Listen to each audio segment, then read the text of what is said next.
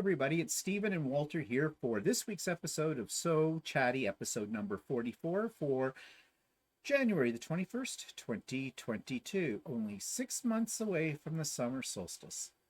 All right, so to this week, we thought we would talk a little bit about how we got started in what we're doing because really we're pretty new to both garment sewing for Walter and for quilting for me.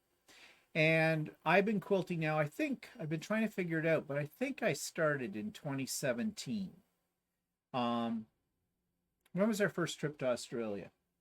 It was it was 28. it was actually 2015, I think. We were Was that the cruise?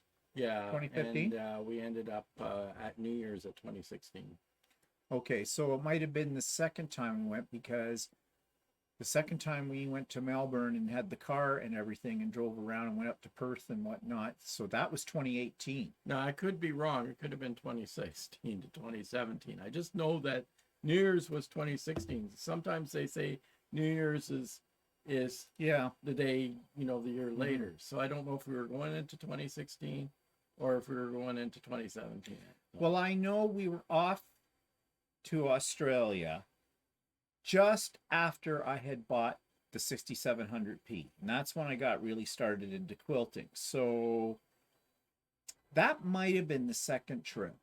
That might have been 2018 when I started. So this is my fourth year. I was trying to think whether it's 4 or 5, but whatever. It hasn't been all that long, really. Everything seems longer because of COVID, right? And I don't know. It's hard to believe this is 2022 in a way. But anyway, so we thought we'd talk a little bit about how we both got started, what turned us on to what we do now, because we both came at this from different points of view. And some of these stories you have heard pieces of before, but we're going to start with that. And then we're going to talk about why we are still in love with what we're doing, why we still continue to do it, and some other things as well.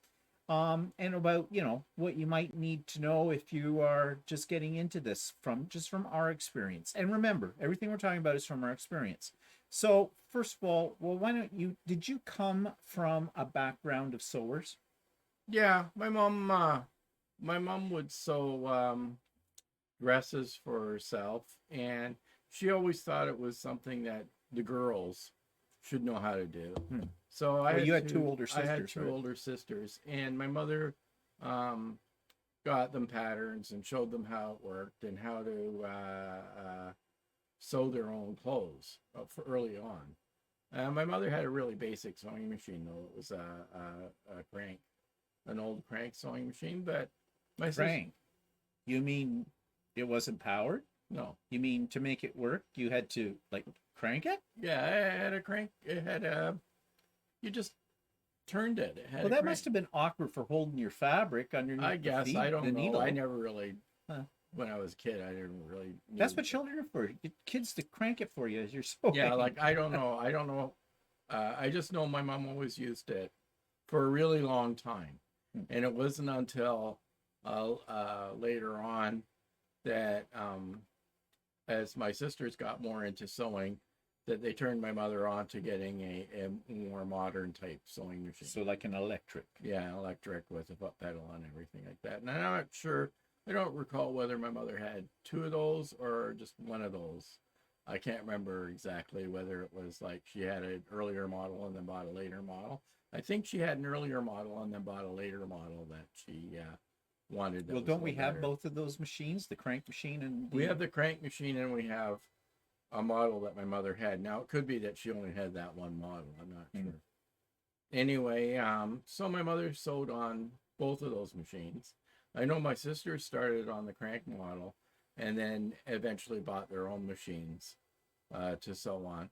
And both my sisters my mother kind of stopped sewing, but both my sisters ended up sewing quite a bit for themselves and for other people. And my one older sister would make a lot of stuff for my mother because my mother was a little bit heavier weight and it was harder for her to buy clothing off the rack type of thing. And then my other sister got married and she had kids, and she sewed a lot of her children's clothes and things like that, and costumes for Halloween and things. Well, I didn't. My mother did a little sewing too, but then of course, it was the age group of that generation. Girls usually learned in school how to. Well, I don't know if my mother learned much in school as far as sewing was concerned. I'm not sure. I mean, she went to school in the 50s. Um, so I'm not sure what they were doing, but I mean, there would have been home ec classes or whatever they called them at the time. I think they were home ec Yeah. then. We call them something totally different now. They're nothing like that in school. But so she did sew, and my mother, the only machine she ever had was one that I think belonged to her great grandmother, and it was a Singer treadle machine, which I kicked myself now that when we sold the house after my father passed away, it had a broken leg on it, which was cast iron. And basically, a guy came to the house who was supposed to clean out a lot of junk out of my father's garage because there was a lot of scrap metal in there and he wanted it. And he just kind of walked off with the sewing machine. And I wasn't smart enough at the time to say, no, you cannot have that machine because to me, I wasn't sewing. I had no use for it and it had a broken leg. And I figured it would cost an arm and a leg to get it fixed or whatever. And my mother hadn't used it in years. It still worked. It still worked. As a kid, I was always a little bit fascinated with it. But she sewed her own clothes, like when I was much younger. And then when my sister came along, she sewed my sister's clothes. She didn't sew anything for my brother and I that I remember. She mended things, but didn't really sew anything for us because, well, I guess girls' clothes were a little bit easier, little girls' clothes than little boys' clothes. I don't know, whatever, or she just didn't have any desire to do it. But that was it. Now my grandmother's, my one grandmother, my mother's mother, she sewed, she knit, she crocheted, she did quilting, she did all kinds of things. And my other grandmother, I don't ever remember her actually. I think she did have a sewing machine. I think maybe my sister got that, or I don't know where that sewing machine went. But I don't ever really remember seeing her sitting down and sewing. But I think she could if she had to, if she wanted to. She was more of an artist. She liked to paint and that kind of thing. Paint and cook and things like that, and do carpentry as well. um, but so none of these really inspired me to get into sewing. Yeah. So how did you get started? Or maybe I should Well, tell my... let me try a little bit further. Okay. A little more background here is that my mother had the crank machine, and she started sewing some of her own dresses, and my sister started sewing her stuff.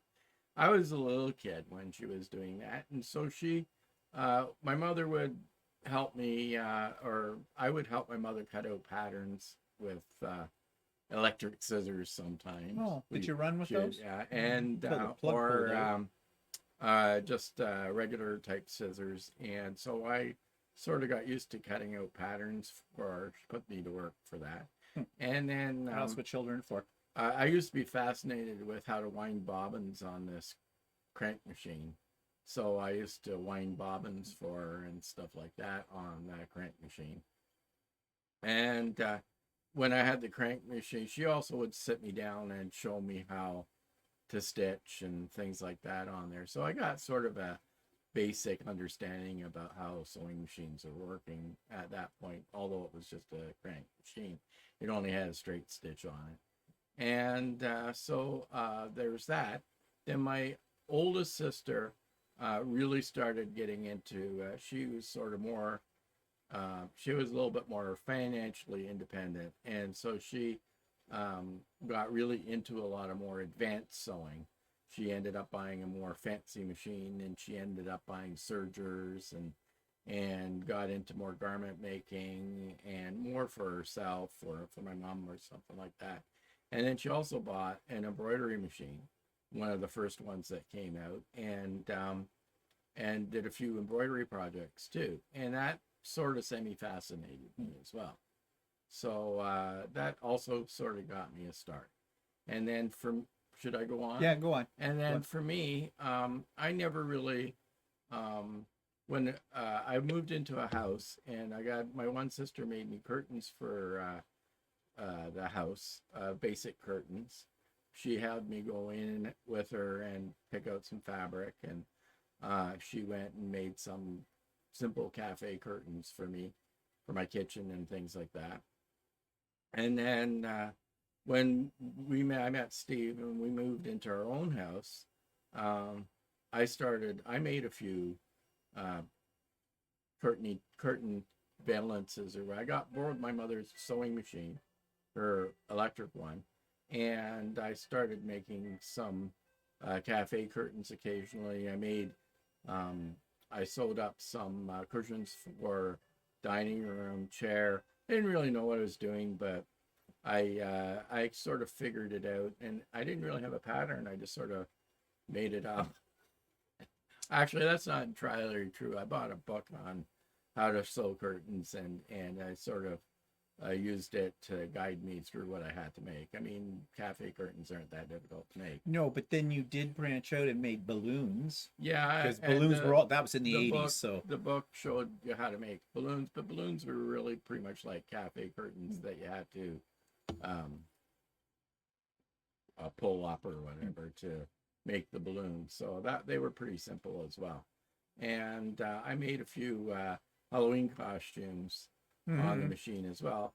I never ended up giving the machine back to my mother. I offered her back, but she says, "Oh no, you keep it. I never sew anymore anyway." So I kept the machine, and I did the odd sewing project as I needed it, or as I needed that as a tool to make what I wanted. So yeah, but you didn't use a lot of patterns. no, When you made those Halloween costumes, I didn't use any patterns. When I made Halloween costumes, I took I made this out of the top of my head. I made these dresses, and I used for the top part of the dress. I copied a sweatshirt size, and I just sort of sewed it together. I mean, it was half-assed. Well, But I mean, but actually it Still have worked it. out okay. I mean, it's only a Halloween costume. It's not like you're wearing it on the street, right? Type of thing. And I sort of made a pleated skirt in the back. I didn't even look at any kind of book on how to do it. I just did it. I mean, I'm sure people would laugh at it if they looked at it because I don't know. We won first prize. it's not it's not probably the way you should do pleats or whatever, but it looked okay to me, and it was a Halloween costume. Who cared? We still have it. Yeah. I So- wore it. Last time I wore it was probably 10, 12 years ago to school for Halloween. I can't get into it now. But I'm not yeah, that so slim. I mean, that's sort of, I guess, my creative side. I sort of like just thought of how to make something. I never had any pattern or anything like that. I just sort of did it. So Okay, so then jump forward to now that you're sewing on a regular basis and doing garments and taking classes and all that kind of stuff. Yeah, So so- how'd that happen? so actually, for a long time, the only time I sewed anything was when I kind of wanted something that I needed to get that it was hard to get, and like Halloween costume or curtains or something like that. So, but I always sort of had an idea that I wouldn't mind trying to make a shirt, or and didn't really know how to go about doing that. And I bought a couple of books on how to make a shirt, but they just sort of sat on my shelf, and I never really looked at them. And then Steve got his 6700P sewing machine, and he was using that and everything, and I still wasn't really doing anything. And then you upgraded it, or you ended up buying a new machine, and I ended up inheriting or Stealing. stealing your 6700P. So an opportunity. So Steve suggested I take some sewing classes at this sewing store. And so I took a few sewing classes there, and I started doing a couple of quilts. But I just found that I didn't really like doing quilts that much. And I did a couple of bags, which I don't really mind doing bags. Bags I thought were kind of interesting. And I bought an embroidery machine because I was fascinated with embroidery because my sister had this basic embroidery machine. So thought that was kind of interesting to have. And then an opportunity came along for me to get into a class and to learn how to make men's shirts, and that's when I started doing more garment sewing. And so I'm still not doing a lot of it. I go in spurts with it. Like sometimes I don't do anything for a while, and then all of a sudden I go into a spurt. Like my shirt. Yeah, I know. Right now I'm going through a lull, but yeah, it's more when I want to make something for myself. For me, a lot of it is shirts right now. I might consider doing a couple more pants or shorts what come the summer. But I sort of like the idea that I can make something custom for myself. And when you say make it for the summer, summer of what, 2023, Oh, go 2024? away. I'm still waiting for my shirt. Yeah, okay, I'll get you a shirt then. Yeah. Mm-hmm. But yeah, that's basically it for me. But it's not that I would never do a quilt again. It's just it's not a huge priority for me to do. Yeah. All right. So that's how you got into it. Well, how I got into it, you already heard about how much exposure I had to sewing and that kind of thing. I mean, I had a lot of exposure as a kid through my grandparents to craft things. Like I said, my one grandmother painted, my other grandmother, she did crochet and knitting and sewing and quilting. I don't ever remember seeing my grandmother actually working on a quilt, but I'm going to come back to that a little later on today. But the crocheting, she always had some kind of needlework in her hand. She did hand embroidery as well. She was always making things for the church bazaars and that kind of thing. And she did teach me how to crochet, and I did crochet for a few years as well. I haven't done it in a long time, but I didn't just do Afghans. I did fine crochet, like doilies, like nobody uses doilies anymore. But, I had a lot of fairly elaborate doilies that I had made with the crochet cotton and that. And that was all because my grandmother taught me how to do that. And then, I learned how to do other things. But I was not into sewing per se. I was into paper crafts. I started as a scrapbooker, moved my way from scrapbooking into other paper crafts, journal making, art journaling, rubber stamping, paint pouring, all that kind of stuff. I was never interested in sewing, period, until Cricut came out with the Cricut Maker. Now, you know what a Cricut machine is. It's a die cutting machine, an electronic die cutting machine. I had already had two machines. I had that Walter got me one year for my birthday. Actually, got both of them for my birthday. You got me the mini. Did you get the mini for me? No, I bought the mini. No, you bought the mini. When I got you the Explorer. The Explorer Air. Yeah, the Explorer Air. And you bought the Maker later. Yeah, the Cricut Maker. Anyways, when they came out with the Cricut Maker, the reason I bought it was it had a lot of other features than the other previous models did not have. And one of those features was a rotary cutting blade that you could put into it. And the idea was that this could cut fabric. Now, I had another electronic cutting machine called the Brothers Scan and Cut, which is still around, but I've got one of the early models. And you supposedly could cut fabric with it as well, but I never had any success with that. And having said that, I haven't had a great deal of success with the Cricut and the rotary cutter on my machine. I don't know. It jams up for some reason. Now, I think I ever only cut something once with it. But anyways, I got that new machine. But my intent was not to use it really, maybe some fabric, because I was dabbling in mixed media, but not to make a quilt or anything like that. So just after I got that machine, we happened to be over in Costco, and they had a Brothers sewing machine for $189 with 50 decorative stitches and an extended table. And I thought, I could use that for crafting. Still not thinking quilting here. Okay. I was just thinking about, because it was trendy at that point. You took fabric and you sewed it to paper and cardstock and you made mixed media things. And I thought, well, that would work for that. That would be good to have. Well, Cricut also had their design studio, or whatever they called it, design space, and they had a lot of projects that featured using the rotary cutter to cut fabric. And one of those was to make a small wall hanging that was sort of quilted. And I thought, well, I might give my try that. And I bought some fabric from Cricut. Cricut was selling fabric.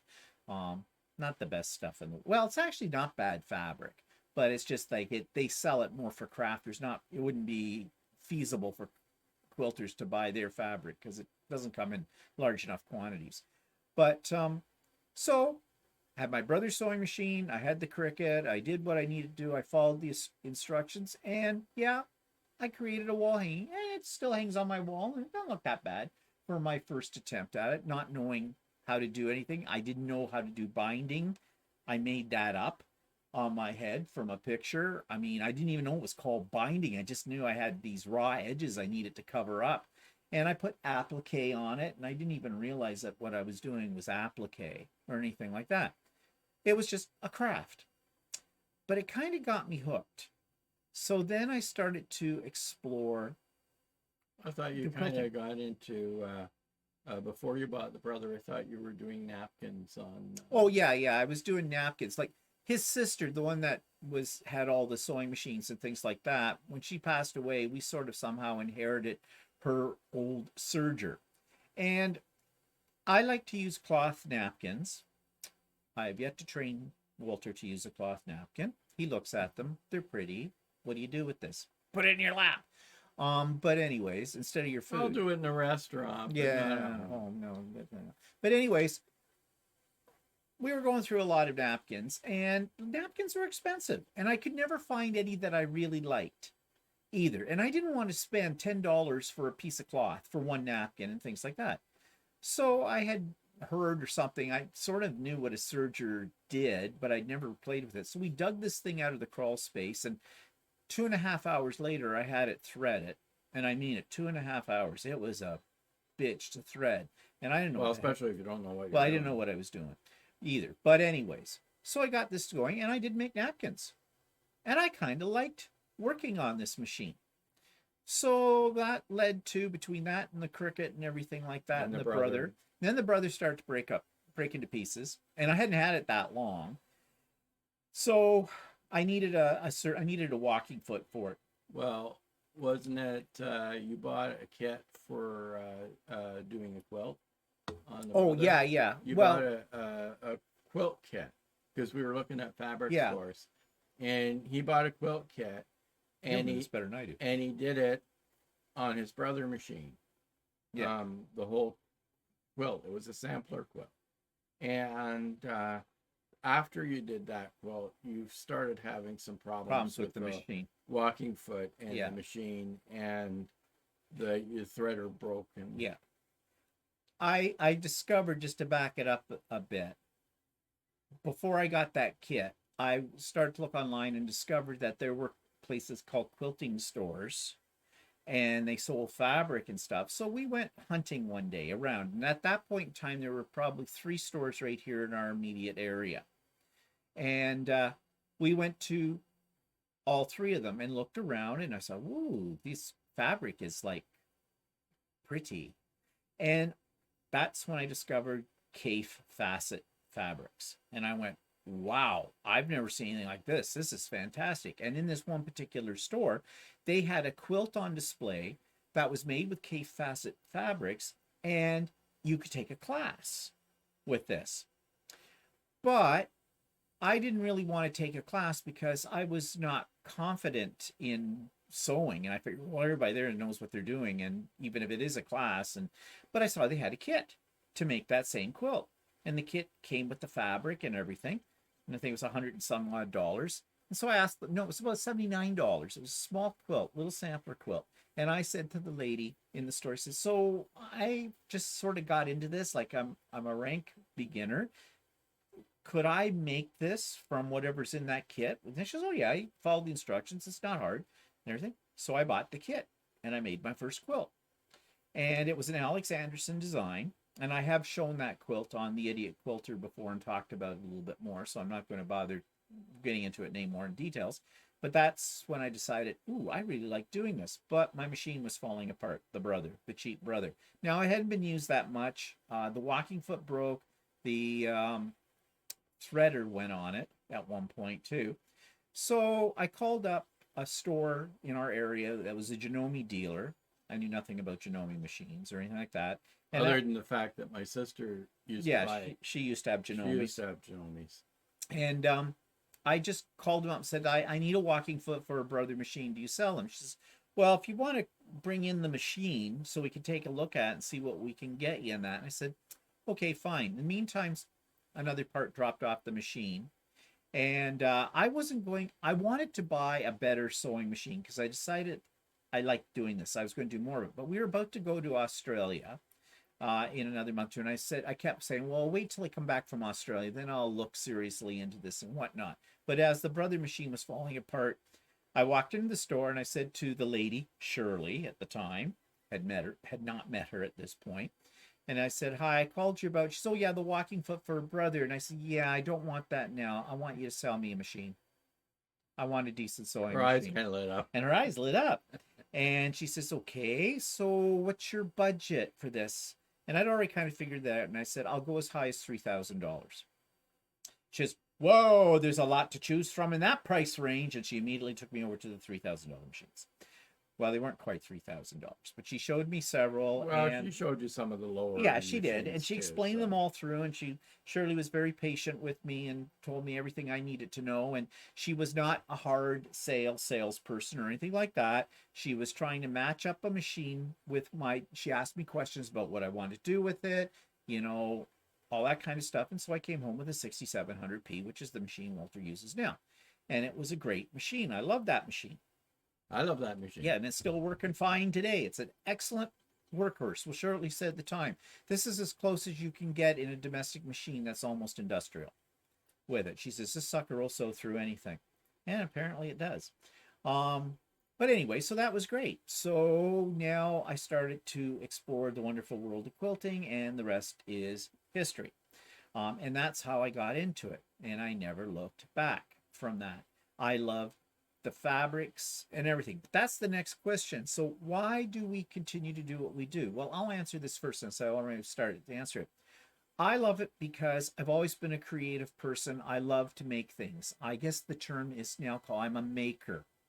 That's what people who do whatever kind of craft they do or art they do, they call themselves makers now. And I've always loved to do that kind of thing. Fabric fascinates me. When I first became a scrapbooker, what I got into the scrapbooking was for two things: the gadgets and the paper. I was absolutely fascinated with scrapbooking paper. The colors, the patterns, the designs. So much so, well, you know the story, when I switched my craft room over to my sewing room and I got rid of all of my scrapbooking supplies and crafting supplies, literally boxes upon boxes upon boxes of scrapbooking paper. Literally thousands of dollars worth of that I invested into the paper. I had more paper than I would ever use in a lifetime with it, but I just loved the paper. And I love the gadgets. And there are a lot of gadgets in scrapbooking and in crafting. And, ask my local scrapbooking store about that, because I used to work for her after I retired for a little while. And the joke was, she'd hand me a paycheck, I would hand it back with some extra money, because anything new in the store coming in, I was buying it. Best customer, and I worked there. It was dangerous. So when I got into quilting, scrapbook paper was replaced with fabric. And my stash of that. Same reason. Love the colors, love the feel of it, love all those kind of things. And I love the equipment. So that's why I've gone through so many sewing machines. And why do I continue to do it? Because there's always something new on the horizon. There's always a challenge. If you're going to do quilting, one of my suggestions is, do not be afraid to take on something that you've never done before. Like, I took a course on to make a quilt, but it was all curves. And curves put a fear in people, put a fear in me. I'm over that. I can do curves. That's okay.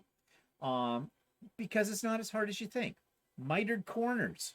I love the look of a mitered corner or mitered borders on a quilt. But, they can be scary. Figured that one out. Y seams. Don't say I like doing them. They're a little tedious, but they're not hard.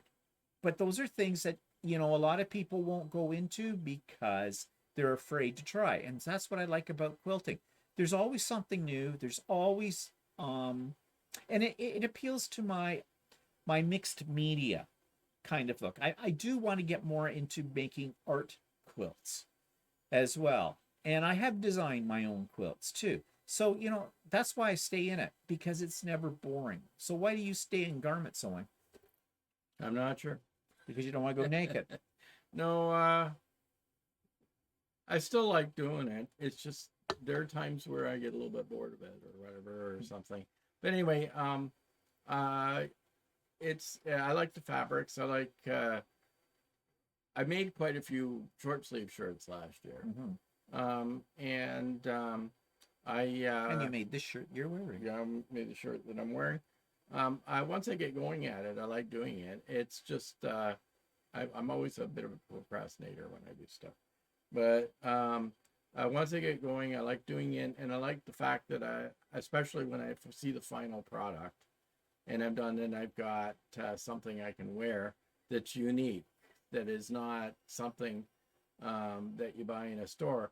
Problem with a lot of the men's clothing that you buy nowadays, it's all like what he's wearing. It's a check shirt, and sometimes it's hard to find something that fits properly because I'm a little bit more robust in size, and those sizes you can't buy off the rack, or it's not easy to find. So that interests me in the fact that I can make something that's custom for me, or for Steve or whatever, and I like that. I like that aspect of sewing clothing anyway, that it's more custom. And once I get going at it, I'm okay. I like doing it. But you've also challenged yourself by taking those classes, because you have not just made shirts. You've made pants, you've made shorts, and you've made jackets. Yeah, I as have. well. So I mean, I have a couple of future projects I want to do that I should get moving on. That I want to do a bomber style jacket and stuff, and it's a lined jacket. And I did make a lined coat, and at first it sounded intimidating, but actually it wasn't that difficult to do. So I'm sure that I'll be fine at doing any of those projects. Anyway, I mean, I've also done bags. I like doing bags. I have some embroidery machine. I like doing embroidery. I should do some more of that. I like all kinds of things. I'm not big on quilts, but I might do another quilt someday down the road. Who knows?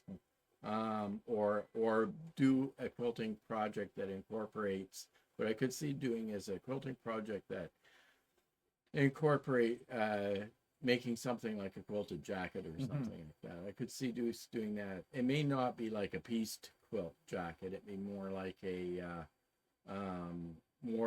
a jacket that has either a plain fabric that's quilted or something like that has a quilting pattern on it. I might do something like that. I can make your quilted fabric, and then you can use that to make your quilted jacket. Yeah, or whatever. We'll see. I mean, I'm capable of making the quilted fabric. Well, la-di-da. But so much for being co-designers. But I mean, at least I have that background, so that if I decide I want to do something that's more quilted or something, I can do that. That's not a big problem. So, what have you learned about yourself in the process of garment sewing? I always knew it was patient. But actually, garment sewing is not probably as precise as quilting, because you can fudge your pieces a little better than you can fudge your pieces in quilting too, because I know. Ask me how I know. I mean, no, I learned that it's easier to sew a straight line than when you think. Then you what? Then you thought. I thought. Like, I mean, I've got some nice straight lines down here. Well, but I'm also using feet to help me do that. Yeah, so. But you're also a perfectionist. Yeah. As well when you sew, and the one problem I don't like sometimes with a shirt is if I make a mistake or something, I get uptight and I want to rip it out. But sometimes I don't, because I know I'll never notice it, even if I'm wearing it, or nobody will ever notice it on me either. So. See, the thing that I have learned about myself is just that. I used to be, when I did paper crafts, close enough was good enough, usually. And quilting is fairly precision based, although I still think garment sewing is more so. But when I first got into quilting, I didn't worry so much. Well, if I chopped off a point on something, well, it's okay. But no, I'm not that way anymore. And what quilting has done to me is made me, I've always been a bit of a perfectionist, but if I see something that really bothers me in the quilt, I now will rip it out and I'll redo it to get it right. I didn't do that at the very beginning with quilting, but as I got more comfortable with the techniques and how to do these things, now I've become a lot more picky about what I create. So I think my quilts, as they should be now that I make, are much better than the ones that I first made because of the precision of that. So I've learned to be more precise. You know, I've also learned to be not in a rush. Usually when I do things, I like to get things done and get them done fast. Now I don't mean that I'm rushing. I mean I'm being efficient. And I am very efficient in quilting too. But I guess what I'm saying is um I put a little bit more thought into what I make, and I'll take my time to get it right the first time. And if it's not right the first time, I'm not afraid to rip it out and do it again. Give you a good example. I'm going to show you pictures of it next week. But I did show pictures of the quilt that I'm working on right now. Well, I'm just about finished it. I quilted it yesterday. I just need to put the binding on, the one with the houses on it. And I decided to deviate from the pattern, and I put a different border on it. Got it all finished. It looked okay. But I said to Walter, I said, I'm wondering if I should have put an inner border that was a little thinner, that was in the white to make the other border stand out. Of course, he immediately said, yeah, you should have done that. He's always very supportive of my ideas. And I thought, and that's when I thought, don't wreck my place. That's when I said to myself, well, first I said, well, this is good enough. It looks fine. It's just, I made some excuses because I didn't really feel like having to rip the borders off and redo it. But no, it was bugging me. So I ripped the borders off and I put the inner borders on, and I am glad that I've done that because I am much happier with the final product. So am I. Well, glad to know that, that just makes my day. You're so happy. Rick. Okay, so anyways, yeah. So what do you like to work on the most, and what do you hate? What's the one thing you really love when you're making garments, and what's one thing that you find tedious, or it's something I got to do it, but I don't want to? That's a difficult question. I suppose it depends on the project too. But I've done mostly short sleeve shirts, and I like doing them because they're easy. You can do them relatively quickly. Even like the men's shirts are kind of involved because you got to do the interfacing on the collars and everything like that. You got to finish it. But the short sleeve shirts I don't find quite as bad as doing long sleeve shirts, but probably because I haven't done enough long sleeve shirts. And like the part that I don't like is doing the cuff and the the placket for the long sleeve shirt. That's the part that I hate the most. And the second thing I hate the most is setting the sleeves in. Setting the sleeves in can be a challenge. It's because the sleeve you're working on a curve, and you have to, a lot of times you have to do what they call ease the sleeve in, and because one piece is bigger than the other, you have to try and sew it in so they both fit together and you don't get any tucks. So I'm getting better at that, but there are still times where I have to, after I finish, I see a tuck, I have to pull the tuck out and I have to try and fit it back in again without getting another tuck. So that I find a bit annoying. So that's it. That's pretty much it. I mean, the shirts are hard to explain with shirts because, or clothing things, because there are things that I'll procrastinate doing, or because I don't like doing it. And then after I've done it, I think, oh, that wasn't too bad. And because there's a lot of challenging parts in a shirt that or a piece of clothing that you might have to do. Like some people get really uptight at putting zippers in and things like that. So yeah,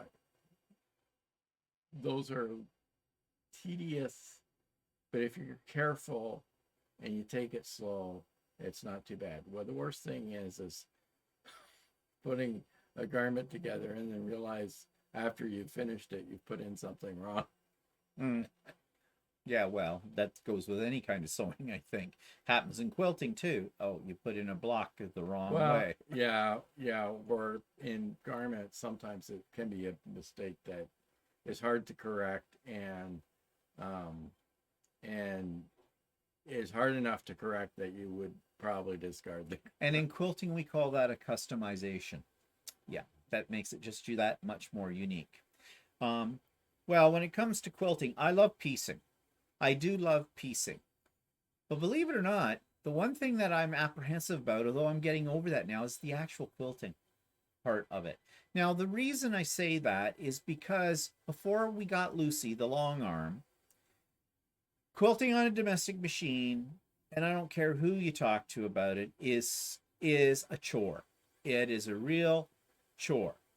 And you need to do it because your quilt isn't finished until it's quilted. You got to get the stitches in to hold all the layers together and that kind of thing. And I didn't dread it, but it was the setup that I had to go through, pushing all that fabric through the whole bit. You'd be sore. And of course, I wasn't that skilled at it. So I always figured I was going to, after I'd done all this beautiful piecing, I was afraid I was going to wreck my quilt with the quilting. But the one thing I never did was send it to somebody and pay them to quilt my quilt.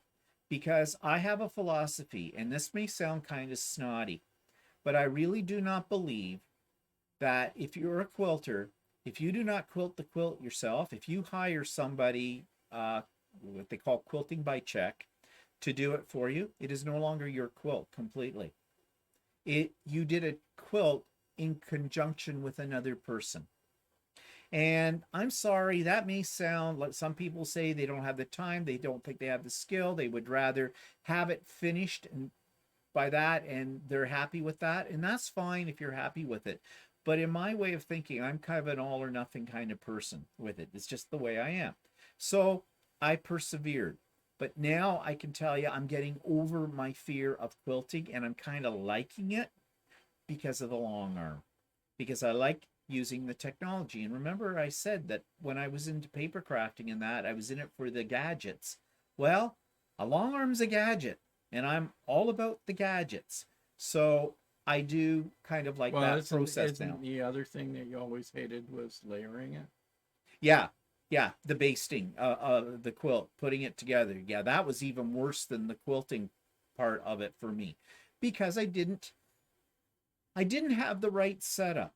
And I experiment with setups. And what I'm talking about is, you're layering your quilt. So you've got your backing, your batting, and your top. Well, you've got to have a big area to do that. So most people will do it on a floor. And I was doing it on a floor and on top of carpeting because I didn't have any area in my house big enough that was like a tiled area or a hardwood area.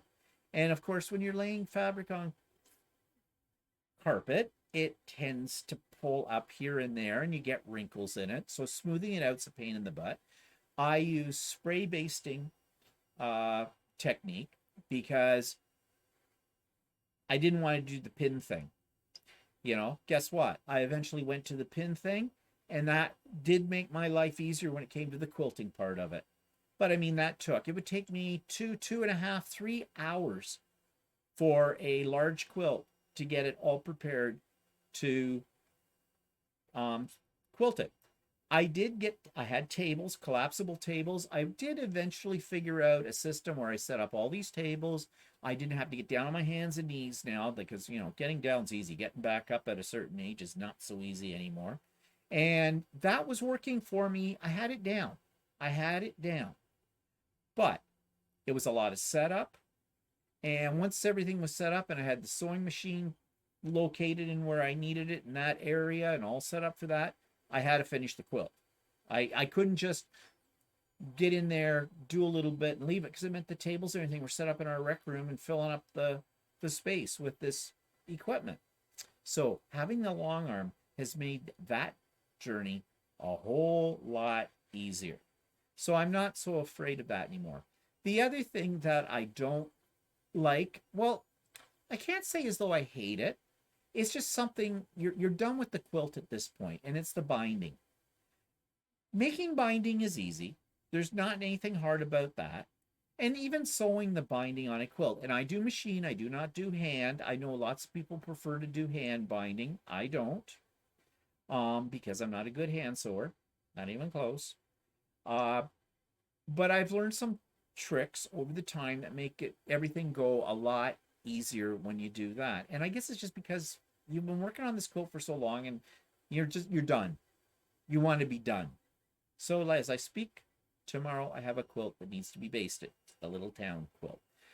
With that, basting's all, or not basted, bind, boom, beat it up, bop, bop. It needs to be bound. Okay, so the binding's made. I just have to sew it on, and I'll do that. But anyways, that's the things I like and the things I don't like so much. And once I get that computerized quilt path for the long arm, I'm going to love the quilting even more with it. Okay, so that's talks about our background and the things we like in that. But so for suggestions for anyone who wants to get started in, say, sewing garments based upon your start in it, what would you say? If someone says, I want to learn how to make a shirt.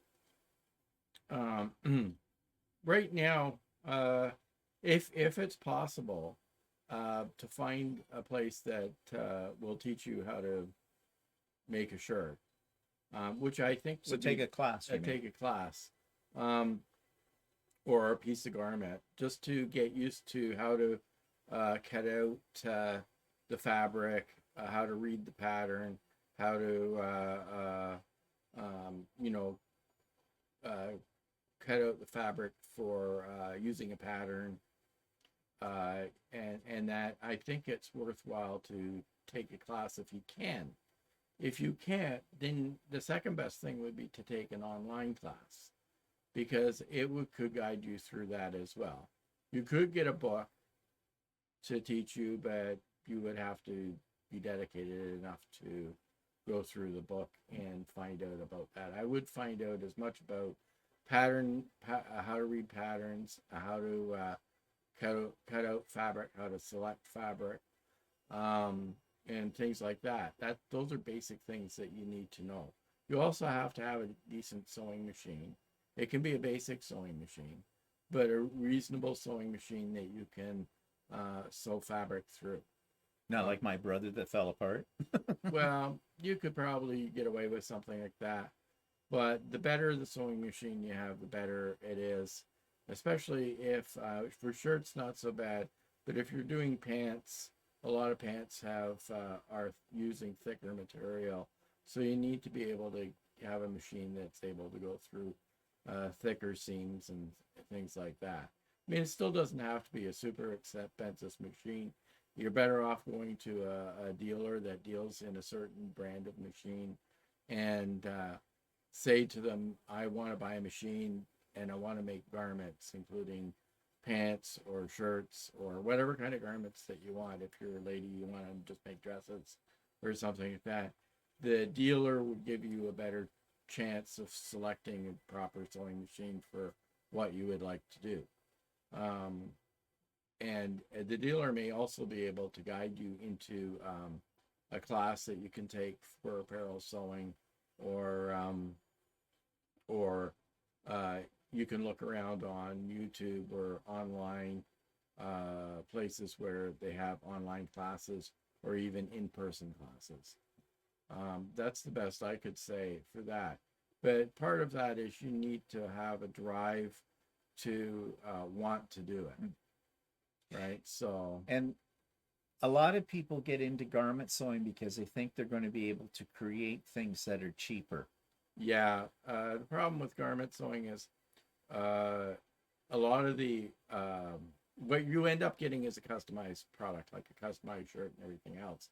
But the cost of the materials, the cost of your time to produce that, and I'm saying fabric, thread, buttons for materials, and your time to make a shirt or something. Like, I mean, a shirt can easily run you 15 to 20 hours to make one shirt from start to finish.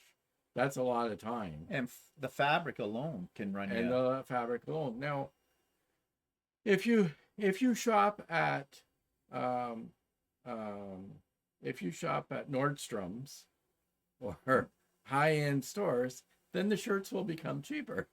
Yeah.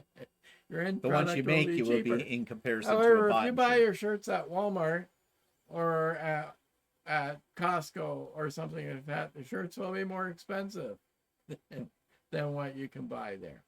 So, like a shirt like this, probably just in fabric alone, and I buy at an inexpensive place the fabric. So there's about $45 worth of fabric in here, plus and Canadian dollars, $45 worth of fabric, and probably another $5 extra in miscellaneous extras on here.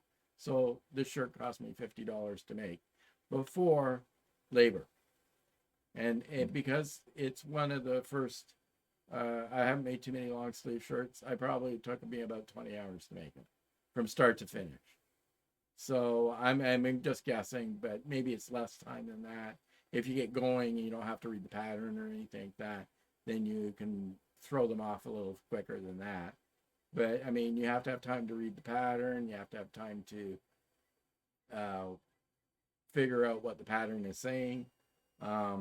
You have to do the sewing. You have to interface certain areas of the garment. You have to. There's a lot of time that gets involved in one of these shirts. So you really have to figure out, is it worth it for you? So to dovetail on what you've said when it comes to getting into quilting, I mean, the first thing you have to do think about on any kind of craft or art form that you're getting into, it is going to cost you money. There are no shortcuts on the money. Yes, you see YouTube channels that say you can go to the dollar store and you can get this, this, and this and make home decor. And it's going to look like you bought stuff at dollar store and you had a glue gun. Okay? If that's the look you're going for, fine. But if you really are serious about getting into any kind of sewing craft, whether it be shirt garment making or in quilting, then you've got to commit yourself to the fact that this is not a cheap hobby. Okay, no hobby is. Okay, that's the first thing. And I think that's the thing that really puts people off. They walk into, I've seen them walk into Shirley's store, rank amateurs, and they're looking at sewing machines and they say they just want a cheap machine. Well, a cheap machine at Shirley's store is, 500 bucks. And that one is a pretty basic machine. And when Well, I I say, mean, you can get as basic as about 300. yeah, but when you're getting really basic. yeah, but when I'm saying cheap machine, I mean inexpensive. I don't mean cheap in its like buying a machine at a recognized dealer kind of a thing. So, they look at that and they go, oh, they thought they could pick up a machine for a couple of $100. Because a lot of these people probably have seen uh, machines at Walmart or Yeah. machines at other places, and they see the price tag of 150 or $200. A lot of those machines are non-fixable. Like, if there's a problem with those machines, you can't get a part for it, and it would cost you more to get it fixed than it would be to replace the machine. But the thing that I'm saying about this, because that's a discussion that we've already had before about, quality machines and things like that. But what I'm saying is, first of all, if you want to get into making a quilt, it is a time commitment, it is a financial commitment. You got to commit yourself to it. If you're not ready to make that commitment, then borrow a sewing machine and take a class, a basic class in it. And when I say basic, if you've never used a sewing machine before, make sure you can take a class that's going to show you how to thread your machine and how to use the basic settings on a machine with it. And try that out first. Your initial outlay of cash is going to be minimal for that. If you've got a borrowed machine, unless you already have an old sewing machine laying around, your materials and the cost of the class. And then you can decide whether or not this is for you or not for you. If you decide it is for you, then now's the time to look into resources. Go to YouTube, and I've put a link in the show notes below of a playlist both for garment sewing, starting garment sewing, and for quilt sewing that you can view, and they will tell you what the most minimal amount of equipment is that you need and how to get started. What Walter said about taking a class is a great idea. If you can't take a class, a physical class, then check out YouTube. YouTube has lots of actual beginner quilters programs. They have lots of garment sewing tips, and they even have tutorials on how to make a shirt and things like that. So do that first, and then you can start looking into taking other classes and move along at your own pace. Don't figure that you're going to suddenly make a king size quilt that includes applique and embroidery work on it and everything like that and has a million pieces, because I can tell you this, you'll never get it done, and you won't bother to want to make a quilt again. You'll have a horrible experience with it. So start small, work your way up, because it is a skill. It is a skill, and you have to build on those skills. And it's the same with garment sewing as well. But I think the bottom line for either garment sewing or for quilt making, quilt sewing, is this: why do you want to do it? Ask yourself that question. Walter's already told you that if you're going to go with the idea that you're going to be cost efficient, that making your own clothes is going to be a lot cheaper than buying them, that's not a reason to get into sewing, I don't think. If you think that, well, I want to make a baby quilt, a gift for a friend, a quilt, that's not a bad reason, but, you could buy one.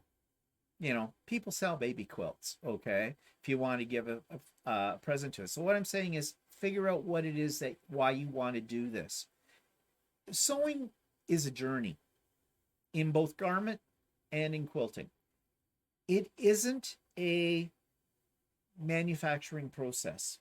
It's a one of a kind. It's a unique creation that you did yourself. It is art. It is art. And so think about that. Think of yourself as an artist and go from there. And don't get discouraged. Your first one's not going to be your best. Okay? I mean, I have to admit, my very first quilt that I made, I was impressed with myself because I didn't take a class. I had to read instructions. I had to learn terminology. I had to go to YouTube and find out how to do these things.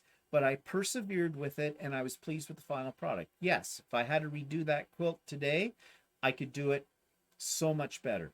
But as my first effort, it was good. But I had fun doing it. I think that's the bottom line. You got to enjoy it.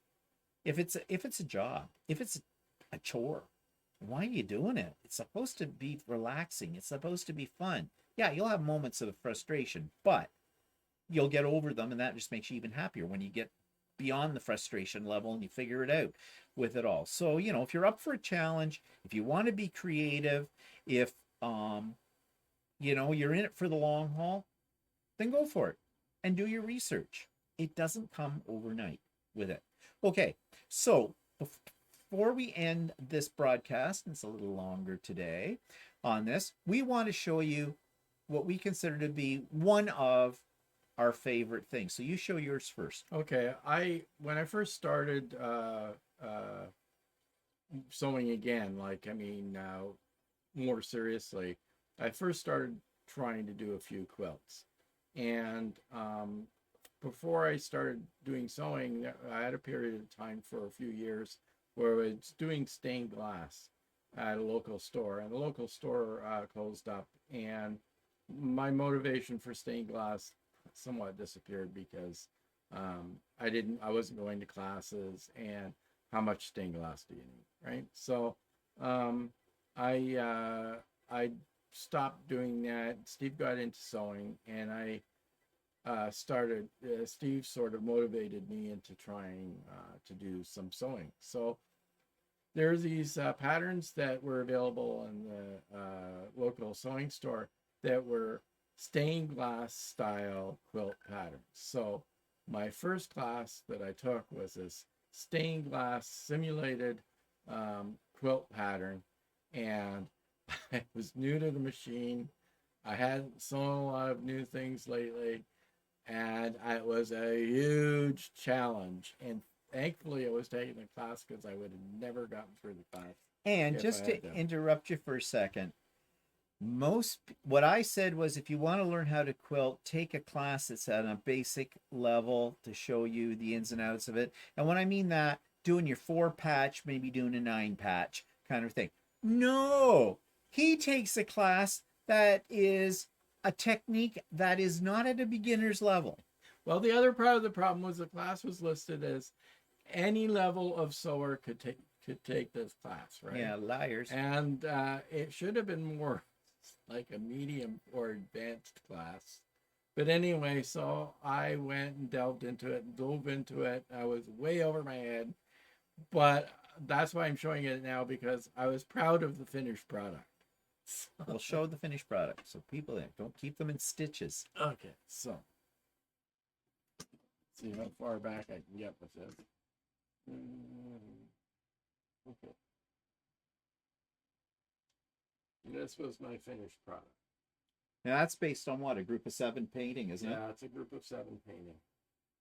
So yeah, that's advanced. That's advanced. Now, if you hold it up a little closer, there is quilting in each. Actually, it's thread painting. Yeah, it's thread painting. You can't see the quilting much on the back, because it follows the lines of the tree, and it's probably not as nice looking at the back, but it is. I'm pretty happy with the way it turned out. Not only is there thread painting on it, but it's raw edge applique as well. Yeah. So I mean, yeah, first quilt. Yeah. Well, part of the way it also turned out good is that I was using my techniques in stained glass to pick out the fabrics as well. So crossover art form. And why do we not have that hanging up somewhere? Yeah, I know. We should have it hanging up somewhere. I should figure out a spot for it.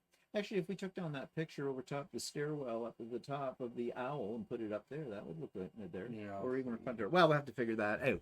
But anyways, yeah. My first quilt was basically a sampler, okay, where you learned how to do the basic, basic blocks kind of a thing. He does a stained glass one. I've never done a stained glass quilt. Well, I have done a small little things that are done with the raw edge applique, but I've never done a full size quilt. But I have done a paper foundation piecing landscape one, but that's not one of the ones that's my most favorite. My most favorite is actually one, and I'm going to switch my screen over so you can see it. Now, this is not my quilt. This quilt my grandmother made, the one that was the quilter, the sewer, and that. I never saw her actually make this quilt. She made 5 of these quilts, all the same design. Now, she made these... But different colors. But different colors. Each one was a different color. She made them for her grandchildren. So I have a brother and a sister, and then I have 2 first cousins as well, my mother's brother's children as well. So she made one for each of us. The same pattern, but different colors. And when my mother moved into the nursing home and I was cleaning out her apartment, I found the original templates for this. My grandmother made this quilt in either the late 70s, the early 80s. She did not have a rotary cutter. She used scissors. She drew out her own pattern using graph paper. Actually, she didn't even use graph paper. She drew her own grid paper herself with a ruler and a pencil. She cut her templates out of cereal box cardboard, thin cardboard, and she put this quilt together. She did not have a pattern. She created this on her own. Now, it was probably based on a pattern she had seen, but she made this her own. All the quilting that's in this that you can see is all hand quilted. She did not do this on a machine. And the piecing is all hand pieced. She had a sewing machine, but she didn't use her sewing machine. She was a hand sewer. She used to win awards at country fairs and things for her hand sewing when she was a young girl and even into her adult life. It's got prairie points on it all the way around, which are not hard, but are just another, step up in the whole bit. I loved this quilt. What I didn't like was the colors. I'm not a salmon and brown person. She had one in blue, and she couldn't decide how she was going to distribute these quilts among her grandchildren. There were 5 of us, as I'd said. I'm the oldest grandchild. But my sister was the only female, the only granddaughter. The rest of us are all males. So she was trying to decide whether the oldest should pick from the 5 quilts first, or if the only girl should. Well, guess what? She went with my sister. Sister got to pick first. And for some reason, I didn't get to pick until last. So I got the leftover. And the one that I got was this one. Now, it is a gorgeous quilt for many, many reasons. I just never liked the colors that well. It didn't go with anything that I had in my house. Now, in our first house, this hung in our stairwell leading up to the second floor because there was a big space, a big wall, and we hung it there. And it looked good there. But when we moved into this house, we didn't have any spot, any wall space. It's a large quilt. It's a queen size. And there was no place to hang it on a wall. And as I said, the colors didn't go with our color scheme in our house all that well. So it sat in a closet for years, all folded up, which was a shame. Well, I pulled it out of the closet, and I decided I was going to recreate this quilt. I was going to do it in blues because those are my favorite colors. I looked at my grandmother's templates. I had those. And I reproduced this quilt using modern technology. I reproduced it using Electric Quilt 8 for my designs in it. I used a sewing machine. I quilted it on my domestic machine. So my version of this, I'm going to show you, does not look exactly like my grandmother's, but it's pretty close. And this is my version of the same quilt. Now you'll notice one of the obvious differences is the lack of prairie points, because I'm not a big fan of prairie points. They're not hard to do, but I'm just, okay, I'll say it. They're kind of old lady-ish to me. But all of the blocks that are in here, and I had to figure out what size she was using, because there wasn't a pattern for this. And I used my sewing machine and my circular sewing attachment to actually make what would be called like their drunkard's path, or what the blocks are in that. The quilting is all done using my walking foot. I just did a simple wavy line kind of a thing. That's how I quilted it. But it's too bad I didn't have a way to put these side by side to each other, but my grandmother's and mine. So the reason why this is my favorite project is because it's kind of an homage to my grandmother. I produced her quilt in the 21st century using her designs, but using modern technology to reproduce it. And I'm very happy with that quilt, with the way it turned out. And that's a quilt I'm never giving away to anybody. That one I keep forever with that. So that's my favorite project. So that pretty much takes us to the end of the episode. Any parting words about our hobby? No. So this is our hobby, and I think this is our hobby for life now. I thought I would never give up scrapbooking, but yeah, that grew old after I did it for 20 years or more.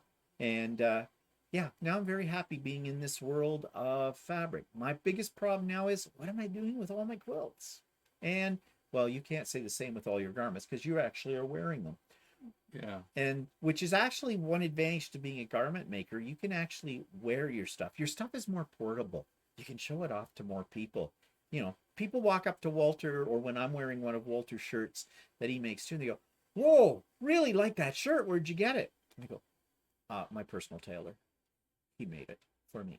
Can't do quite the same with the quilts, you know, with that. So, anyways, yeah. So I hope you found this interesting today, that we shared all of our experiences with this, and I hope you found some things useful. Do check out the links in the show notes. If you're thinking about getting more into garment sewing or quilting, there's some stuff there I think will be helpful. And we'll see you next week. I don't know what we're talking about. We never do. So we'll see you then. Thanks for joining us. Say goodbye, Walter. Goodbye.